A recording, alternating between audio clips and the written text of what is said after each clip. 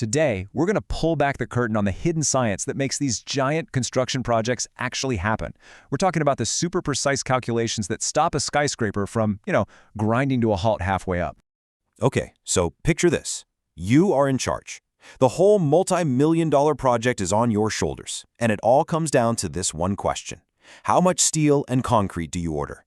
If you get it wrong, well, you've either got a mountain of expensive, useless material, or worse, your entire construction site just stops, dead in its tracks. This isn't a guessing game. It's incredibly high stakes. So, how on earth do you get that number exactly right? Well, the answer is a really precise engineering discipline. In Arabic, it's called hasar, but you probably know it as quantity surveying.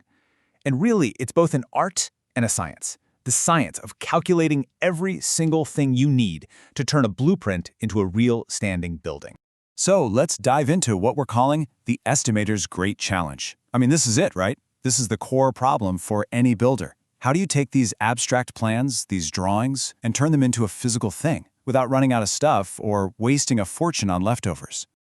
Honestly, the best way to wrap your head around this is to think of it like a master recipe for a building. Seriously. The quantity surveyor is the master chef here.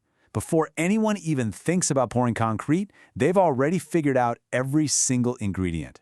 We're talking every nut, every bolt, every last cubic meter of concrete. It's basically the most complicated, most expensive shopping list in the world.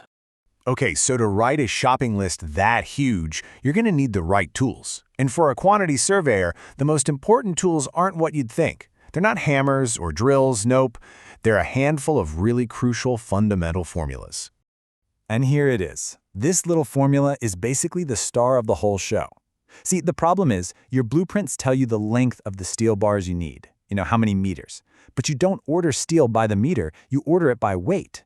This simple, elegant formula is the magic bridge that connects those two worlds. It lets an engineer look at a plan with thousands of meters of rebar and turn it into a super precise order in tons. All right, what about concrete? It's a bit different. So, after you've calculated the absolute perfect geometric volume you need, you add an extra 4%, just like that. And that's what's called the waste factor. It's not a mistake, it's a buffer. It's for all the real-world stuff that's guaranteed to happen, like a little bit of spillage or the concrete that always gets left in the bottom of the delivery truck. Now for steel, that number is even bigger. You're looking at adding 6 to 9%. And you might be asking, why so much more? Well, think about it.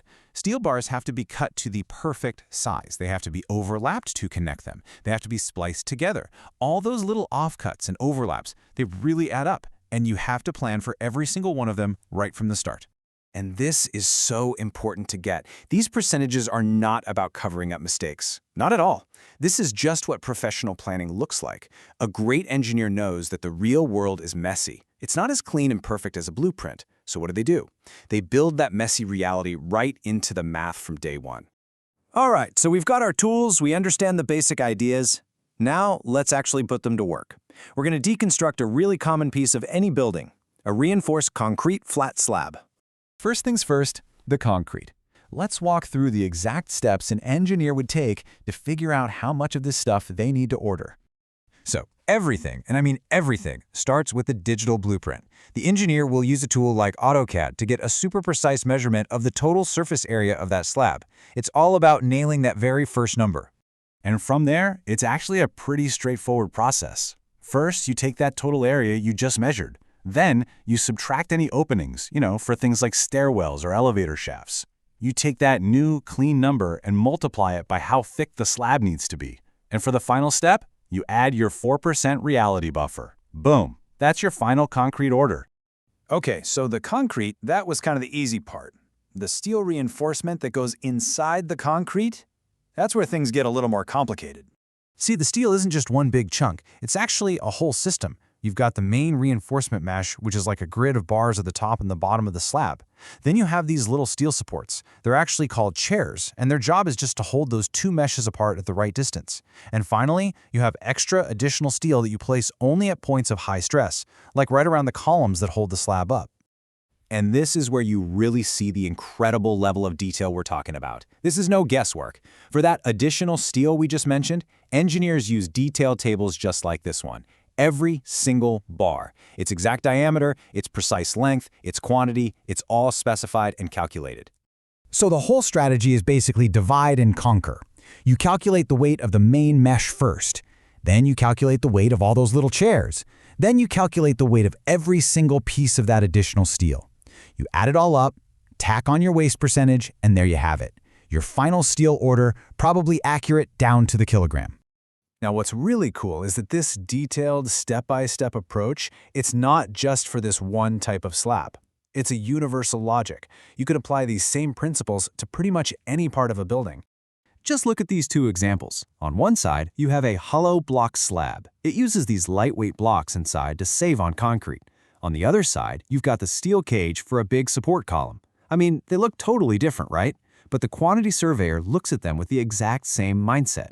Break it down into simple parts and calculate each part one by one.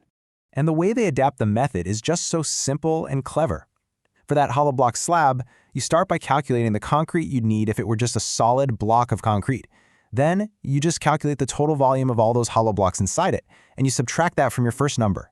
The core idea, the principle, is exactly the same.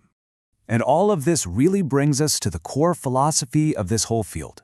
It's all about that journey, from a blueprint on a screen, to the numbers on a spreadsheet, to an actual physical building in the real world. When you boil it all down, it comes back to this one repeatable method. It doesn't matter if you're building a foundation, a wall, or the roof. The process is always the same. You start with the blueprints. You break down the complex structure into simple shapes. You calculate the volume or the length of each little piece. You convert those numbers into what you actually need to order, cubic meters, tons, whatever. And you always account for the messiness of the real world. So, that leaves us with this one last question to chew on. Is great engineering all about perfect, precise math? Or is it more about having the practical wisdom to know that reality is never perfect? The truth is, quantity surveying lives right in the middle of those two ideas. You absolutely need the precision of math, but you also need the wisdom to know that every perfect plan has to leave a little bit of room for an imperfect world.